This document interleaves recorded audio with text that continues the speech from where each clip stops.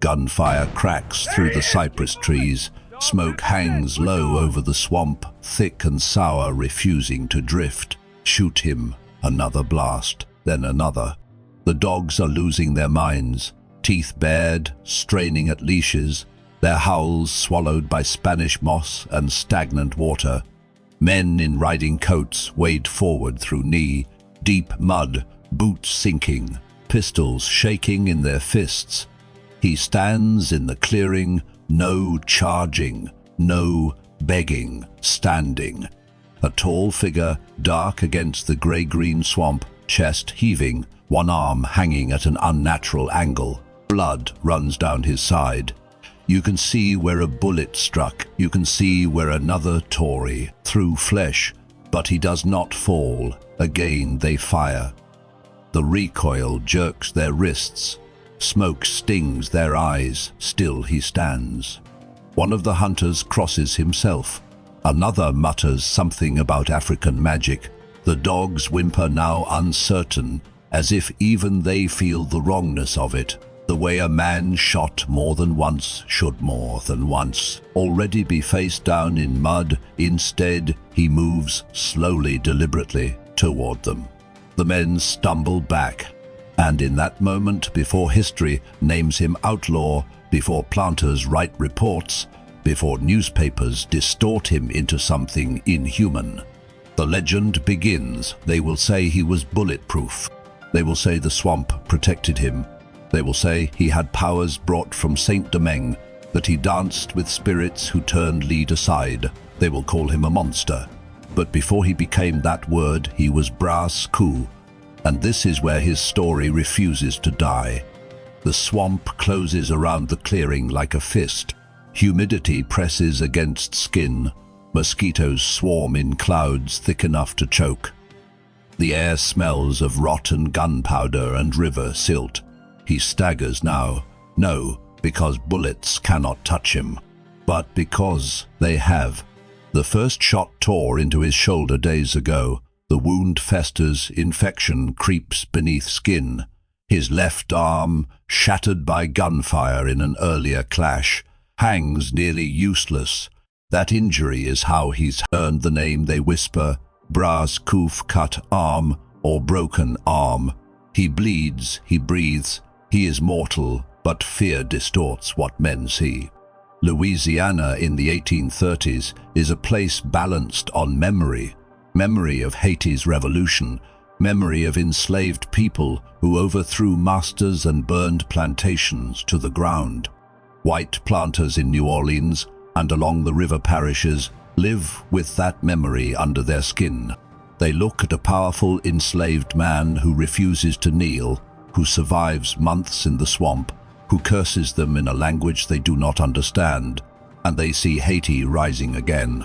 Another shot rings out. This one strikes true. Bras Coupé's knees buckle. Mud swallows him as he falls forward at last. The dogs surge. The men close in cautiously now, as if even fallen he might rise again. They bind him. No, gently, no, triumphantly, but nervously. Because legends, once born, are hard to shoot dead. Welcome to unrecorded histories they tried to bury. If you've just found this channel, you didn't stumble here by accident. This is where we sit with the stories that history trimmed down until they fit comfortably inside textbooks. The stories that were labeled dangerous, exaggerated, or inconvenient, then quietly folded away. Tonight we are stepping into the swamps of Louisiana to meet a man history tried to turn into a monster. Stay with me, because before the bullets, before the broken arm, before the bounty and the dogs, there was a dancer. And before we can understand why men believed he could not be killed, we have to understand why they feared him so deeply. Tell me where you're watching from, your city, your country. Because stories like this don't belong to one place. They belong wherever power once mistook resistance for monstrosity. No, let's step backward, back before the swamp, back before the gunfire, back to the island that shaped him, because monsters are not born in swamps. They are made in systems, and Bras Coupé was made long before Louisiana ever learned his name. Before the swamp swallowed him in mud and gun smoke, before planters whispered that bullets slid from his skin, before the name Bras Coupé was spoken with fear, there was rhythm. No, the rhythm of dogs and gunfire.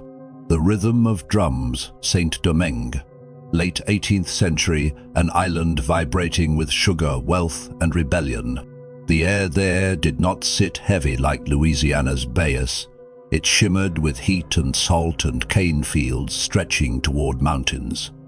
It was the most profitable colony in the Caribbean, and one of the most brutal. If Bras Coupé was born there, as many accounts suggest, then he was born into a world already on edge. Saint-Domingue was not quiet bondage. It was a pressure chamber, plantations run with surgical cruelty, enslaved Africans imported in staggering numbers, mortality so high that new ships constantly arrived to replace the dead. But Saint-Domingue was also something else. It was revolution waiting. In 1791, enslaved people rose up. They burned plantations, they killed masters. They declared something unimaginable, that black people could not only resist slavery, but overthrow it. The Haitian Revolution did not whisper. It roared, and if Bras Coupé came of age in that atmosphere, then he did not grow up only under chains. He grew up under memory of fire.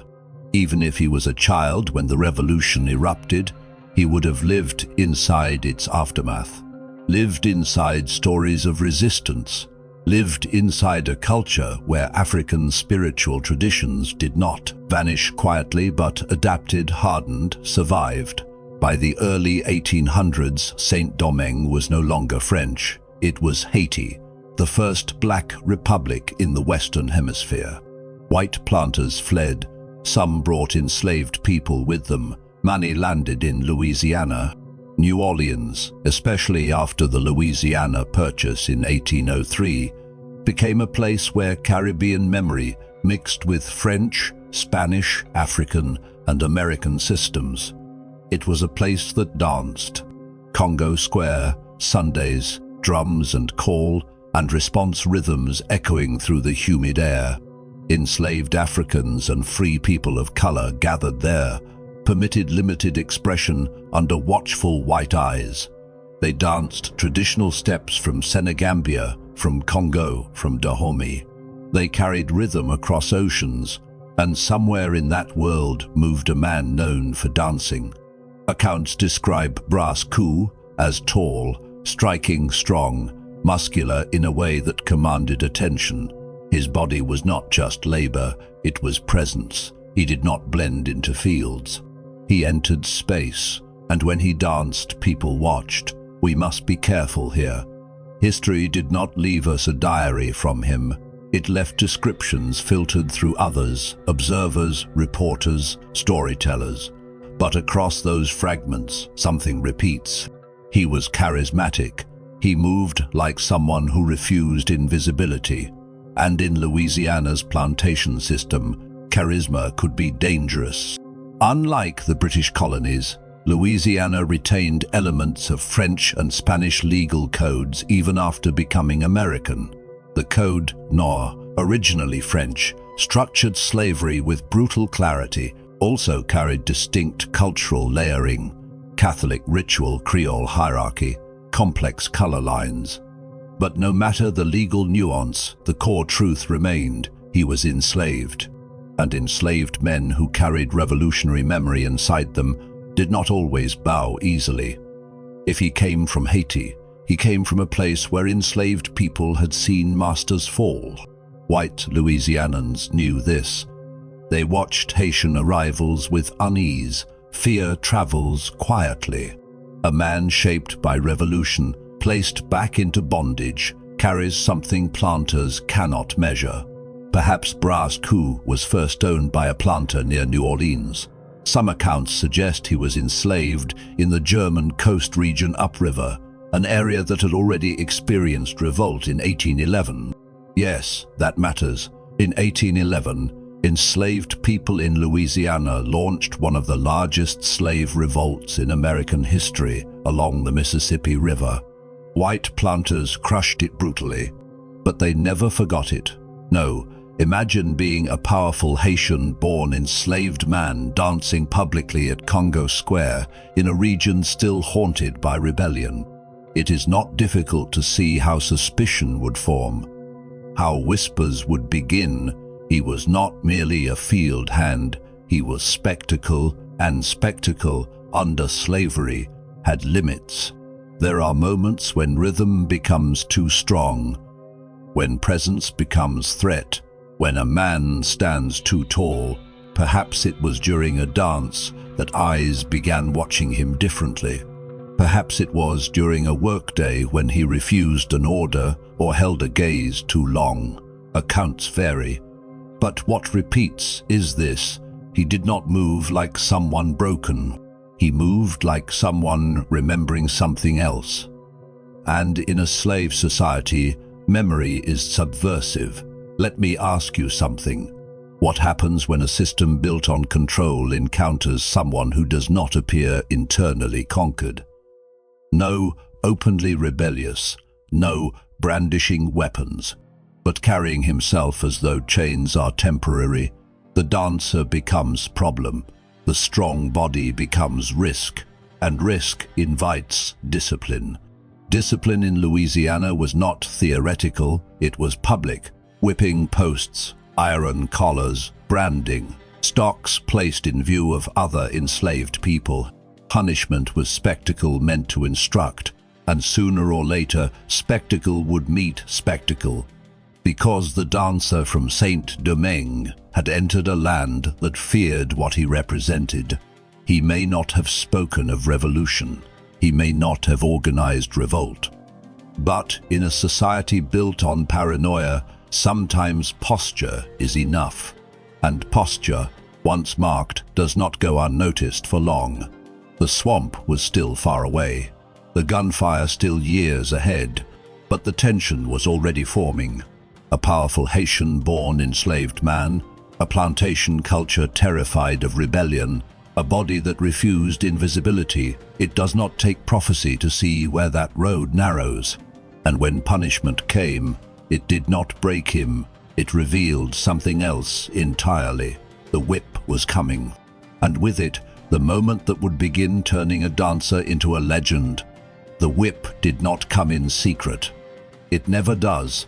Punishment under slavery was theater. It was staged, measured, witnessed, because pain was not only correction, it was instruction. They brought him into the yard under a sky that refused to move.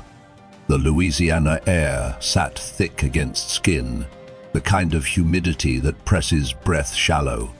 Other enslaved men and women were ordered to gather no too close, no too far, close enough to see, far enough to fear. Bras Coupé stood upright.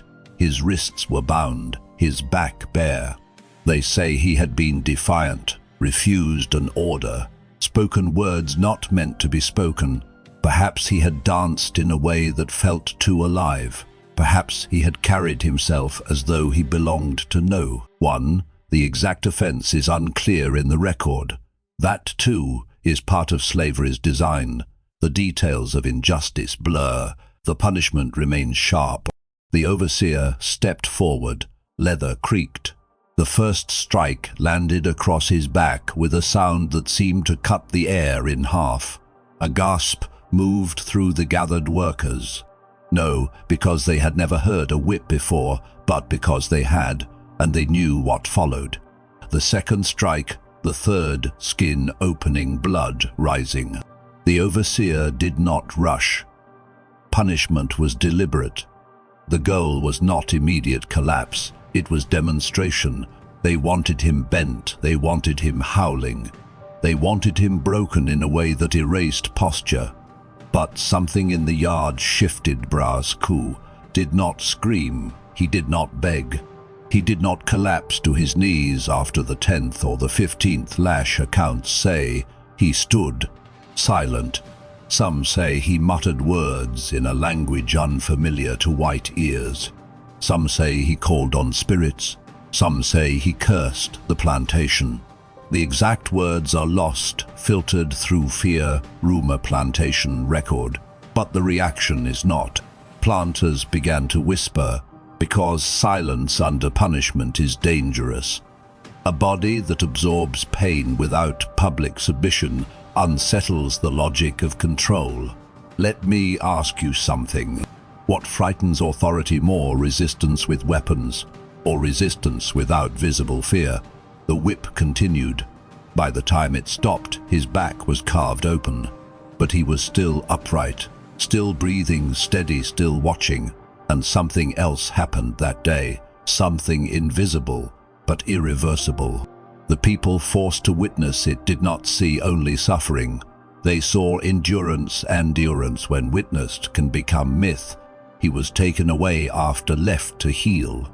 Or not, the plantation returned to routine.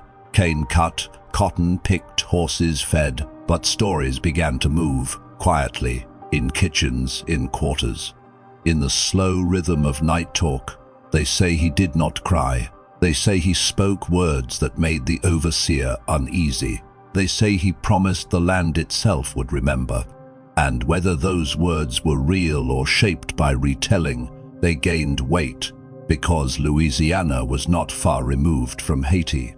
White planters in the region carried generational memory of Saint Domingue, of plantations burned, masters killed, power reversed. Fear does not require evidence, it requires imagination, and imagination was already fertile ground. Bras Coupé returned to work scarred, watched more closely now. A man who had endured the whip without spectacle, a man who had not offered the performance of submission, and surveillance tightened. His movements tracked, his conversations noted, his possessions noted. He had crossed an invisible line, no by striking back, no by organizing revolt, but by refusing to fracture in public. That refusal is sometimes more threatening than open rebellion, because rebellion can be crushed, but dignity under punishment suggests something deeper, something internal, something not owned. The next confrontation is harder to reconstruct precisely. Some sources suggest he was ordered to work while injured and refused. Others imply conflict escalated when he resisted further punishment. What is consistent is this: the plantation determined he needed to be controlled more forcefully. He determined he would not kneel further, and the space between those decisions narrowed one night. Under cover of dark, he disappeared. No grand speech, no public declaration. He slipped beyond the edges of the plantation into the vast wetlands that bordered Louisiana's sugar parishes. The swamp did not welcome easily. It swallowed. Mosquitoes thick as smoke, water black and unmoving, cypress knees rising like broken bones from the mud. But it offered one thing the plantation could not: distance. He did not run north. There was no frozen river to cross here. He ran sideways into the land itself, into a geography few white planters navigated comfortably. The swamps of Louisiana had long sheltered maroons, escaped enslaved people who built temporary refuge in inhospitable terrain. Survival: there was brutal, food scarce, disease constant, alligators silent, but it was survival outside ownership, and so the dancer became fugitive. The fugitive became rumor. Planters began to speak his name differently. No as property, as threat. They said he was gathering others. They said he was invoking spirits. They said the whipping had not disciplined him. It had awakened something. Bounties were discussed. Patrols organized. Dogs trained to track scent through water and rot. The whip had not broken him. It had moved him beyond reach. And once a man who refuses pain also refuses chains, he becomes something the system cannot categorize. No, yet a monster. No, yet bulletproof. But already larger than the body that bled in that yard. Let me ask you something quietly. If you see a man endure what is meant to crush him, do you fear him or do you believe in him? That answer depends entirely on which side of the whip you stand. The swamp waited, the hunt was coming, and in the humid dark of Louisiana, the story began to grow teeth. The swamp does not care who you are. It does not care if you were once a dancer in Congo Square or a laborer in a cane field. It does not care about whips or overseers or plantation ledgers. It cares only whether you can survive. When Bras Coupé slipped into the Louisiana wetlands, he did not step into freedom. He stepped into another kind of test. The first night, the darkness was absolute. No, the dim hush of plantation quarters where lanterns glowed faint through shutters, but a thick, swallowing dark broken only by insects and distant water. The air was heavy enough to taste. It carried rot and salt and something metallic from the river beyond. Spanish moss hung like torn veils from cypress branches. Roots rose from the mud like traps. He moved carefully. Every step sank. Every sound echoed differently in the swamp. He knew enough to stay near water, but not in it. To follow the tree line, to avoid leaving clear trails. Enslaved men who fled plantations often knew fragments of this knowledge passed quietly between fields and cabins. The swamp had long been a temporary refuge for maroons, those who escaped but did not travel far north. But refuge does not mean comfort. Hunger comes quickly in the swamp. The body already wounded from whipping, already infected from untreated gunshot damage in his arm, now had to fight humidity, insects, and thirst. He tore fabric to wrap his broken arm tighter against his body. The limb did not function as it once had.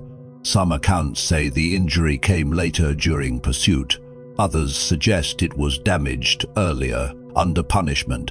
What is certain is that by the time hunters closed in months later, his arm was severely compromised. The name Bras Coupé would eventually stick broken arm.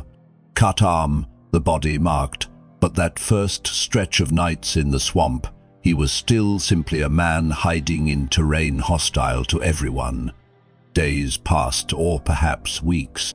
Time in isolation, stretches and folds. He learned where the ground held firm, where fish could be caught in shallow water, which plants could be eaten, which noises meant patrol and which meant wind. He did not remain entirely alone. This is critical. Maroons did not survive without networks. Enslaved people from nearby plantations slipped food into hidden locations, left bundles near agreed markers, risked punishment to assist him, because by now his story was spreading. The man who did not scream under the whip, the man who vanished into swamp rather than bend, each retelling sharpened him. Each retelling made him taller, stronger, less human, and more symbol. Planters felt it too. The longer he remained uncaptured, the more nervous they grew.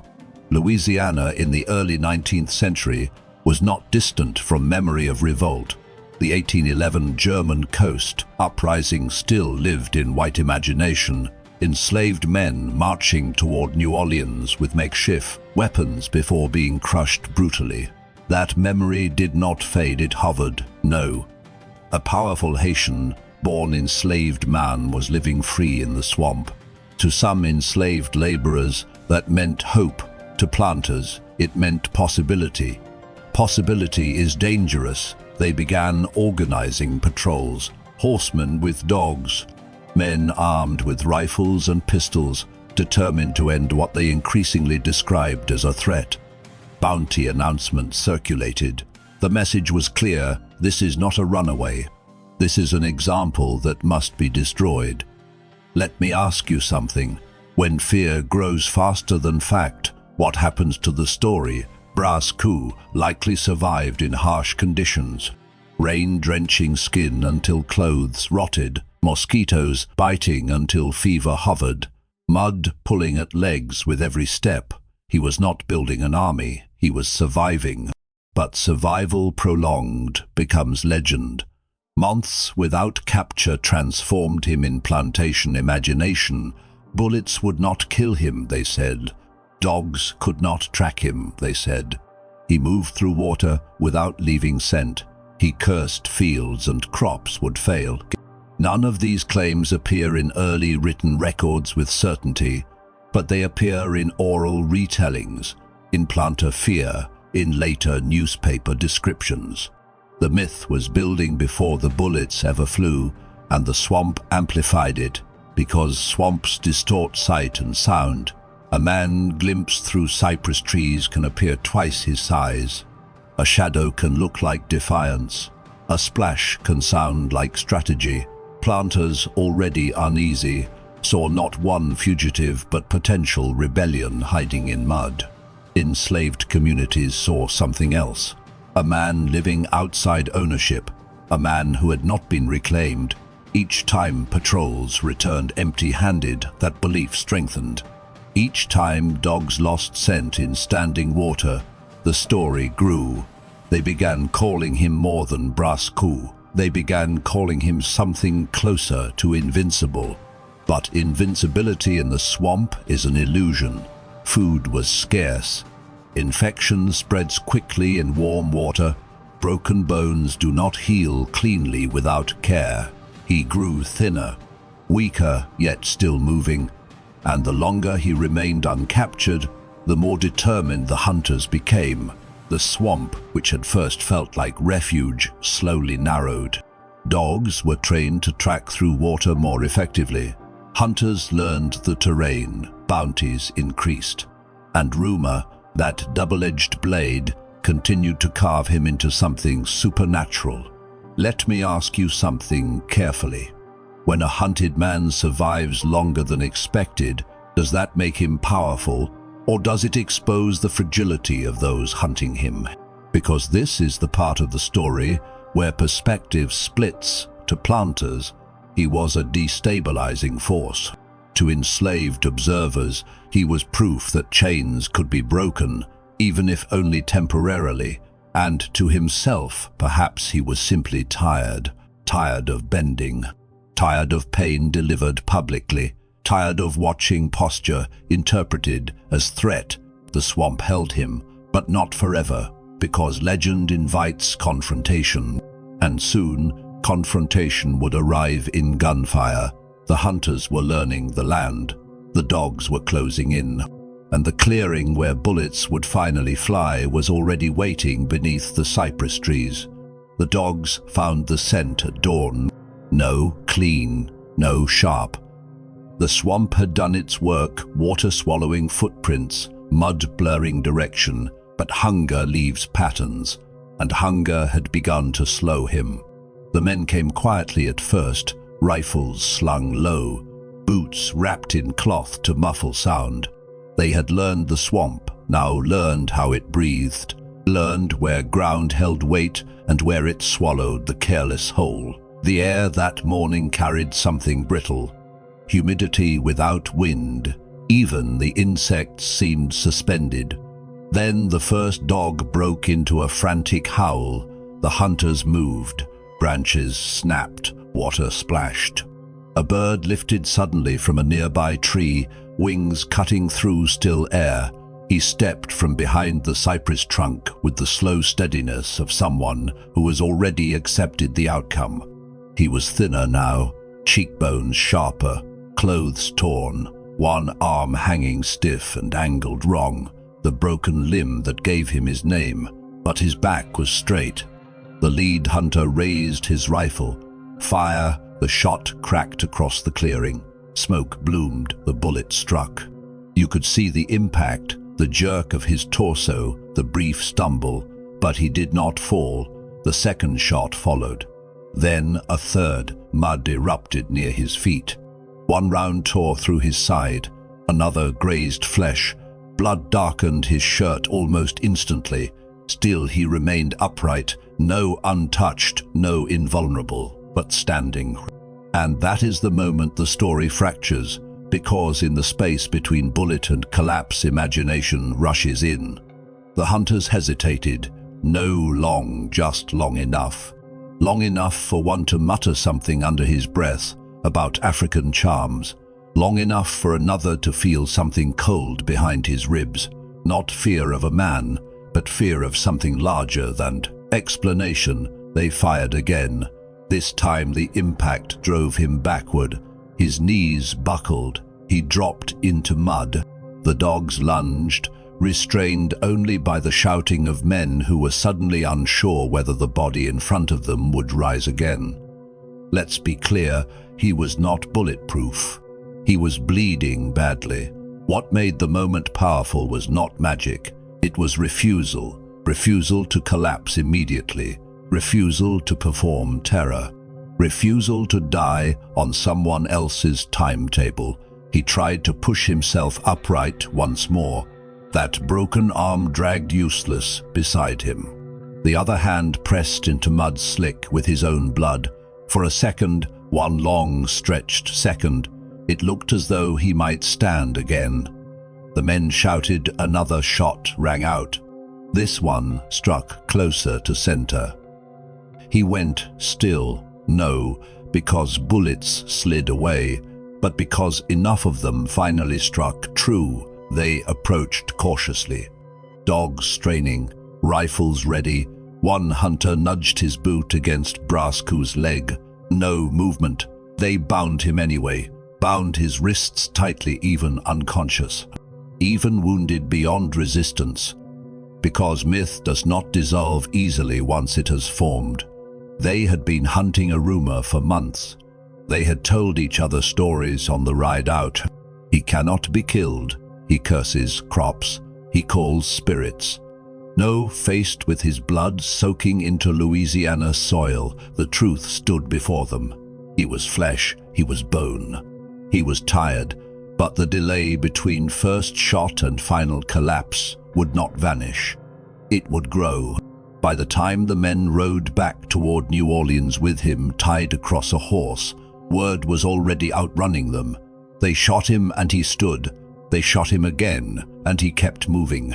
He did not fall until the 5th shot, the 7th, the 10th, each retelling, adding another layer.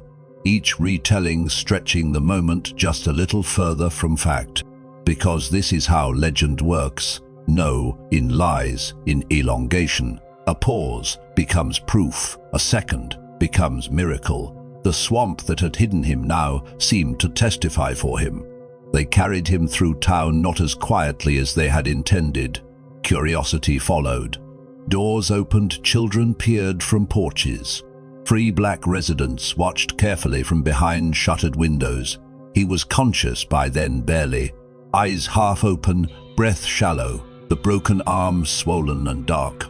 Blood crusted at his side, and yet, still not howling, still not begging. There is something about a man who meets pain without spectacle that unsettles systems built on spectacle. He was not bulletproof, but he had survived longer than they expected, and that survival had already done its work. Let me ask you something. If a hunted man refuses to die the way you predicted, what does that do to your certainty? Because plantation order relies on certainty. Certainty that punishment works. Certainty that rebellion fails, certainty that power is absolute. Bras Coupe's body, wounded, bound, barely conscious, now threatened that certainty in a new way. They would not simply execute him quietly. No, this would be public. It had to be, because when myth begins to form, authority responds with display. The city would see him broken. The city would see him human. The city would see him die. That was the plan, but the story had already slipped beyond their control, because in quarters and kitchens and field rows, enslaved voices were already shaping a different version. They shot him. He stood. They shot him again. He moved toward them. The swamp did not swallow him. It protected him. And now, as he lay chained and bleeding in a New Orleans holding cell, The word monster was no longer insult. It was shield, and monsters once named are hard to bury. The execution was coming, the spectacle was being prepared, but something irreversible had happened in that clearing. He had bled, he had fallen, and yet he had become larger than the body they now held in chains. They did not execute him immediately. That would have been too simple, too merciful, too quiet. Instead, they brought him into the city, not as a man to be ended swiftly, but as a warning to be displayed. New Orleans watched. This was not a rural plantation yard now. This was a city shaped by empire, French bones, Spanish arches, American law layered on top. A place where markets hummed and ships docked and sugared. Fortunes were counted in ledgers. And now through those streets, they carried the man the swamps could not keep. Bras Coupé did not walk. He could not. His wounds had stiffened. The shattered arm was swollen grotesquely. Infection had begun its quiet invasion beneath skin. Fever burned behind his eyes. They chained him upright when they could, propped him when he sagged. People gathered. Some curious, some cautious, some silent. Planters wanted the city to see him broken.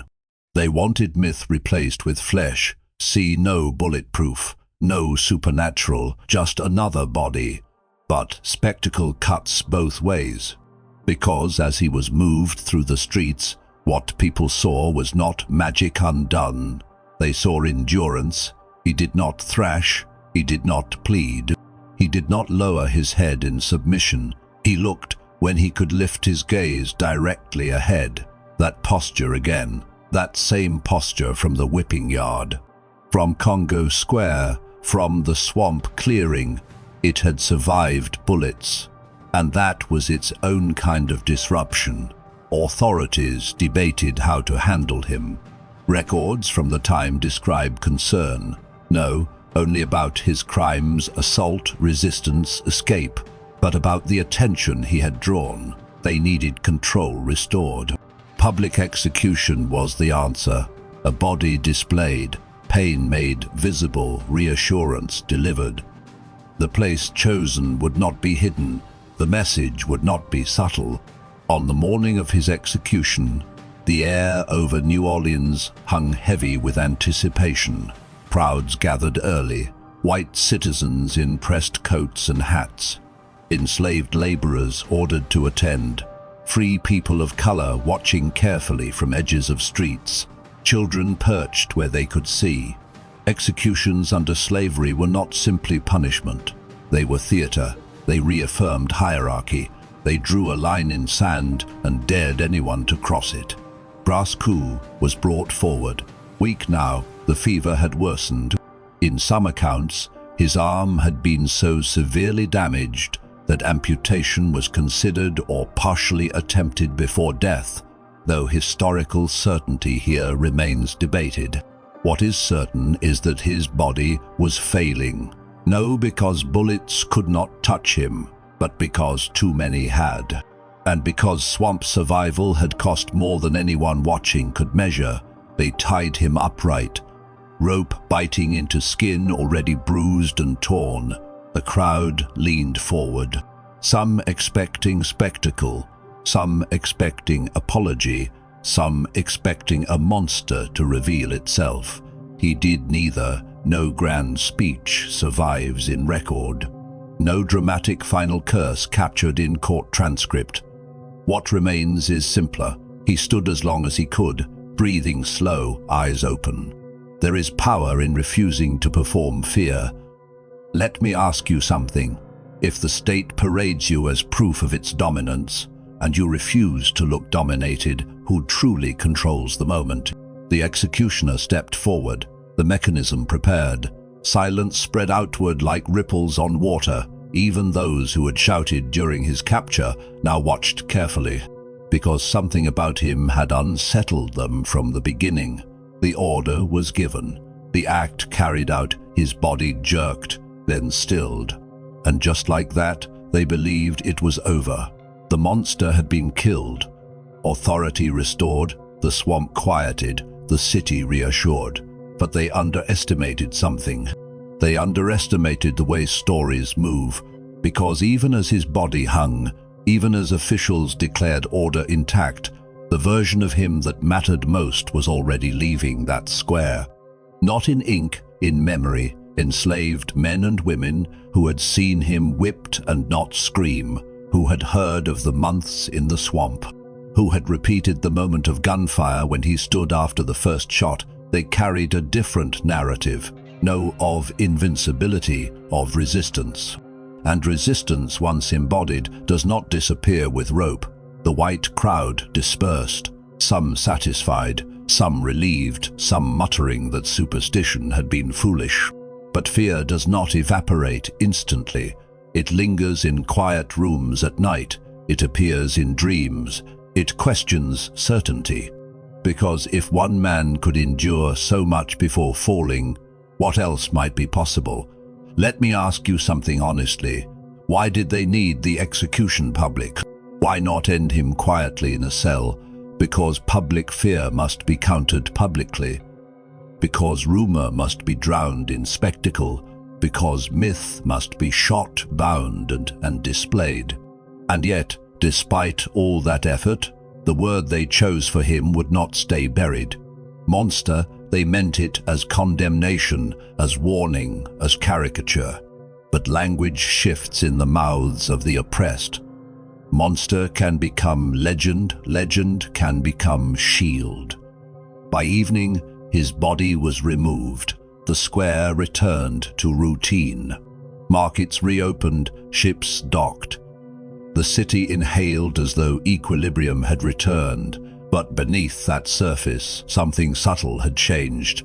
They had killed the man. They had not killed the story, and stories, once rooted in fear and admiration both, do not obey rope. They spread through fields, through kitchens, through Sunday gatherings at Congo Square, through whispered retellings of the swamp. They shot him. He stood. They hunted him. He survived. They executed him.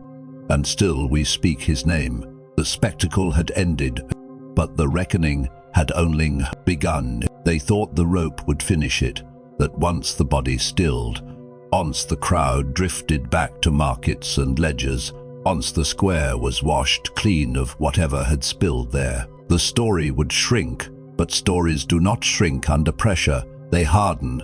In the days after the execution, New Orleans returned to its rhythm.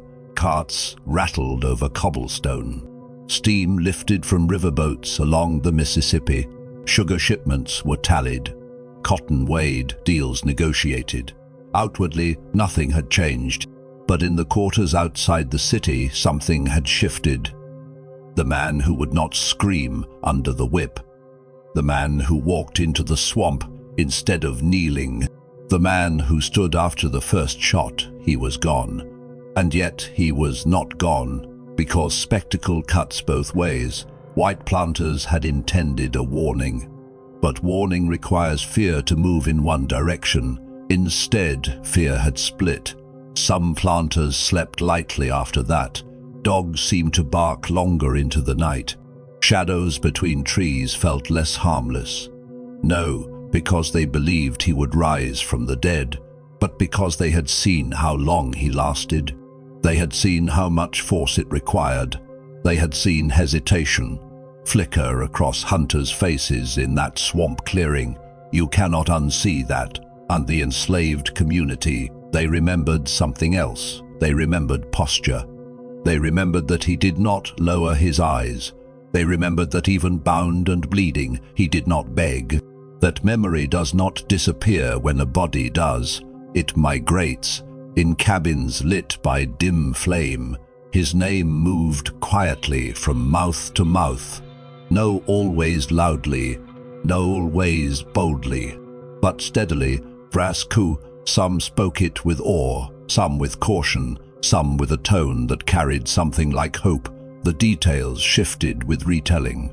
In some versions, he had been shot 5 times before falling. In others, bullets bent. In others still, spirits shielded him until betrayal weakened him, facts blurred, meaning sharpened. Let me ask you something. When people reshape a story, what are they protecting? Accuracy or spirit? Because here is the truth beneath the myth. He had been hunted, he had been wounded, he had been broken, and he had endured longer than the system predicted. In a world designed to convince enslaved people that resistance was futile, endurance itself becomes proof of possibility. White newspapers in the region described him differently. They emphasized savagery, they leaned into the word monster. They framed him as a dangerous brute whose death restored peace. Language matters. By calling him monster, they did two things. They justified violence, and they avoided asking why he ran, avoided asking why a man would choose swamp hunger over plantation order, avoided asking what kind of system creates fugitives who prefer mud and mosquitoes to obedience. Monster is easier than mirror, but among enslaved communities, the word shifted. Monster did not mean inhuman. It meant unstoppable. It meant larger than fear. It meant someone who would not bow. And that shift is where the story becomes dangerous again. Because if one man could survive months in the swamp, if one man could endure whip and bullet, then perhaps chains were not as absolute as they claimed. Of course, no immediate rebellion followed. The plantations did not burn, the fields did not empty. The system remained intact, but systems crack long before they collapse. They crack in imagination. They crack when certainty weakens.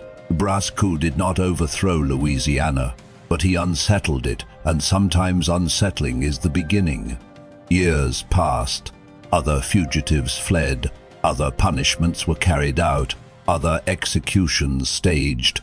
But his name did not fade completely. It lingered in Creole oral tradition, in whispers tied to Congo Square, in stories told when drums were quiet and the air carried memory.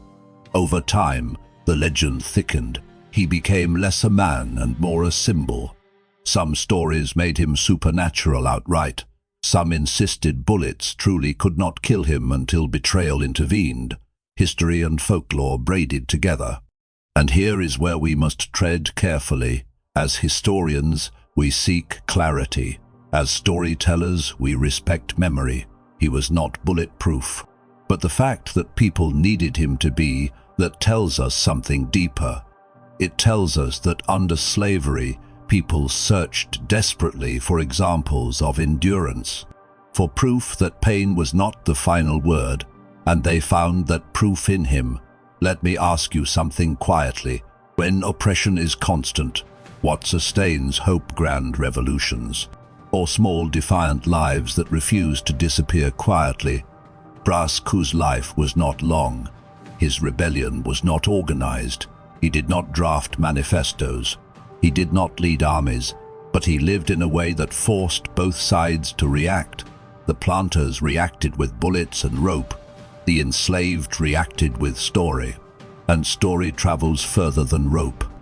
Even after emancipation decades later, his name appeared in retellings, in literature, in cultural memory, sometimes distorted, sometimes romanticized, but still present.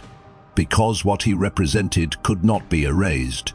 He was the reminder that fear flows both ways, that authority is not invincible. That myth can protect as much as it can distort. The square where he was executed returned to routine long ago. The swamp swallowed the clearing where bullets flew. The plantation yards where he once stood upright under the whip have been reclaimed by time. But the question remains, who was the monster? The man who refused to kneel, or the system that demanded he do so? That is not a question answered easily. And it is not meant to be, because the purpose of stories like his is not comfort. It is confrontation, and confrontation lingers. The rope ended his breath. It did not end his echo. and echoes, especially in places heavy with humidity and history, have a way of carrying further than anyone intends. The square emptied. The rope was taken down, the platform dismantled. By dusk, the city had returned to its noise. Carriage wheels, river horns, market calls drifting through humid air. New Orleans did not pause long for the death of an enslaved man. It rarely did, but memory does not follow city schedules. Memory moves differently. In the days after Bras Coupé's execution, something quiet unfolded. No riots, no uprising, no visible rupture, just conversation, low, careful, measured in the quarters along the river parishes. Enslaved laborers spoke of the hunt. They replayed the swamp. They reenacted the moment of gunfire. They shot him, someone would say, and he stood. Each telling shaped the pause between impact and fall just a little longer. No, because truth did not matter, but because meaning did. Meaning is not always located in seconds and inches. Sometimes it lives in interpretation. Planters sensed it. They could not control what was said after dark. They could punish speech overheard, but they could not reach every whisper, so they tried to control the narrative publicly. Newspapers described him as savage, as dangerous. As proof of why strict discipline was necessary, they emphasized the broken arm. They emphasized violence. They reduced him to warning. And yet, despite their effort, the word monster began drifting in directions they did not intend. Among enslaved communities, monster did not mean demon. It meant force. It meant someone who exceeded expectation, someone who refused to behave according to script. Let me ask you something. When the powerful name use something monstrous, is it always condemnation? Or is it sometimes confession?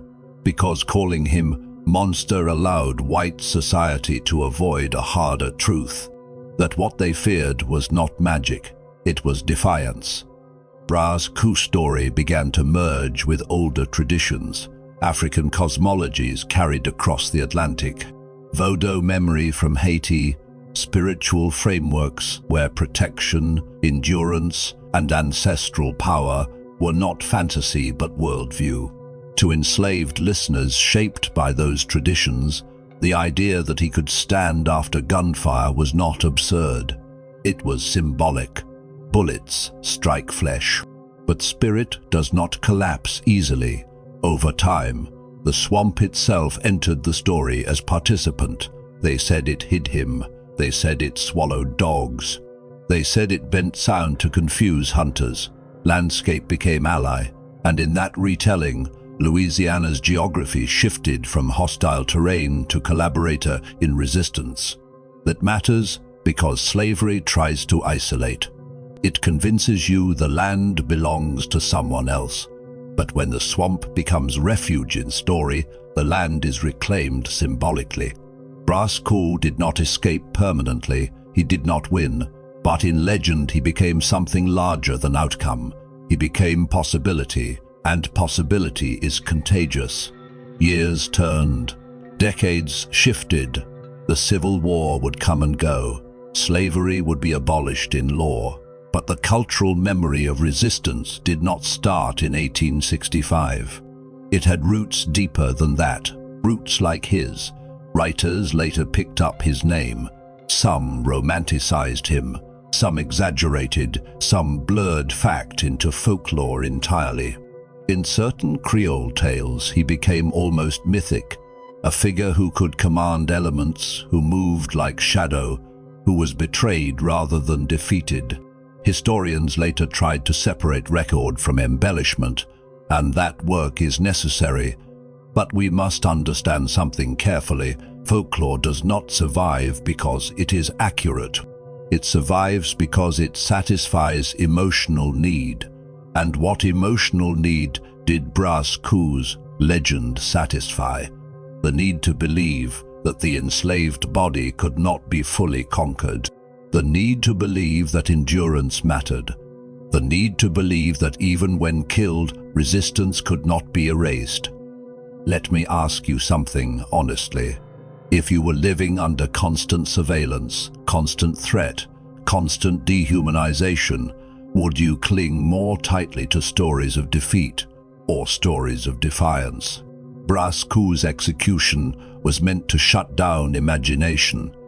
Instead, it fed it, because the more public the spectacle, the more witnesses it creates. And witnesses carry stories forward. Even among white communities, his name lingered uneasily. Parents referenced him in warnings. Planters invoked him in conversation when discussing discipline. He became shorthand for the dangers of allowing enslaved people too much autonomy, too much gathering, too much expression. In that way, he remained present, even in the language of control. The irony is sharp. The man executed to restore order continued to destabilize through memory. No, through action, through narrative. And narrative moves where chains cannot. The swamp reclaimed the clearing where bullets flew. The square where rope tightened evolved with the city. Buildings rose, names changed, but the tension his life exposed did not vanish. It simply folded into larger currents of resistance and fear that defined the American South. He had not led a revolution, he had not authored speeches, but his life intersected with a deeper truth, that slavery relied not only on physical force, but on psychological submission, and Bras Coupe disrupted that psychological submission. He showed, briefly, imperfectly, fatally, that refusal was possible, that refusal might cost everything, but that refusal could not be erased from collective memory. The dancer, the fugitive, the wounded man in the swamp, the so-called monster in the square, all of those identities coexist. And perhaps that is the real reason his story survived, because it refuses simplicity. He was not invincible, he was not myth, he was not merely brute, he was a human being navigating a system designed to crush him. And when crushed, he did not disappear quietly. Let me ask you one more thing. If bullets could not immediately bring him down, what else in that system was less stable than it appeared? The legend did not topple plantations, but it planted doubt. And doubt is slow. It spreads underground. It waits. Long after rope, long after swamp, long after gunfire, Bras Coupe was gone, but the word monster had shifted. And when language shifts, power shifts with it. The story was no longer theirs alone, and that is where his true endurance begins. Smoke swallowed the clearing. For a breath, just one stretched, impossible breath. He remained upright. That is how we began this story. Gunfire cracking through cypress trees, dogs losing their nerve, men shouting, and a wounded man who did not fall when expected. No, we return to that moment, not to relive the myth, but to understand it, because Bras Coupe was never bulletproof. He bled, he staggered, he collapsed. The bullets struck him like they strike any human body, but what refused to collapse immediately was not flesh, it was fear. And that is what unsettled Louisiana. Let me ask you something plainly. If a system must shoot a man multiple times before he falls, is that proof of his supernatural power, or proof of the system's panic? By the time his body lay still in the swamp, the legend had already outrun the facts. By the time rope tightened in the square, the word monster had already changed shape. The planters meant it as insult, as justification, as warning. But beneath that word was something else, projection. Because what did they truly fear? No magic, no invincibility. They feared memory. He came from Saint-Domingue, from Haiti, whether born there or shaped by its aftermath. And Haiti was proof that slavery could collapse, that plantation order was not eternal. Bras Coupe's defiance stirred that old wound. The whipping did not break him, the swamp did not swallow him. The bullets did not immediately silence him. Each of those moments cracked certainty, and certainty is the backbone of power. If the enslaved believe resistance is futile, the system holds. If even one example complicates that belief, cracks begin. He did not overthrow Louisiana. He did not free himself. He did not live to see emancipation. But that is not the measure of impact. Sometimes impact is quieter. Sometimes it lives in the question that lingers after spectacle fades. Who was the monster, the man who ran rather than kneel, or the system that required his death to feel secure? This is where history becomes mirror, because every era creates its monsters. Every power structure labels resistance as dangerous, irrational, savage. It is easier to say monster than to say human being refusing submission, and once labeled, violence becomes easier to justify. Bras Coupé's story survived not because he was immortal, but because people needed him to represent something larger than defeat. Enslaved communities reshaped him into symbol. White communities reshaped him into warning. Both sides understood the same truth: he disrupted something. Even in death he refused simplicity. The swamp that once hid him has long reclaimed the clearing where bullets flew. The square where rope tightened has been absorbed into the evolving city of New Orleans. Tourists walk streets unaware. Buildings rise where crowds once gathered. Time smooths surfaces, but memory does not dissolve that easily. The dancer in Congo Square, the man beneath the whip, the fugitive moving through cypress and mud, the wounded body standing after gunfire. These are not separate figures. They are one life viewed from different angles, and that life exposes something uncomfortable. That resistance does not always look organized. It does not always look strategic. Sometimes it looks like refusal. Sometimes it looks like posture. Sometimes it looks like standing one breath longer than expected. Let me ask you something before we leave that swamp. If you had been there, rifle in hand, and you saw him remain upright after the first shot, what would you have felt? Certainty or doubt? Because doubt is dangerous. Doubt spreads faster than bullets. The planters thought execution would restore certainty. But certainty, once shaken, never returns exactly as before. Bras Coupé became legend not because he was invincible, but because he made invincibility look fragile. The system required spectacle to reassure itself. He required only endurance to destabilize it. And that is the tension his story leaves us with. He was not a saint. He was not a demon. He was a human being navigating brutality with the tools he had: strength, posture, refusal. The word monster followed him into history.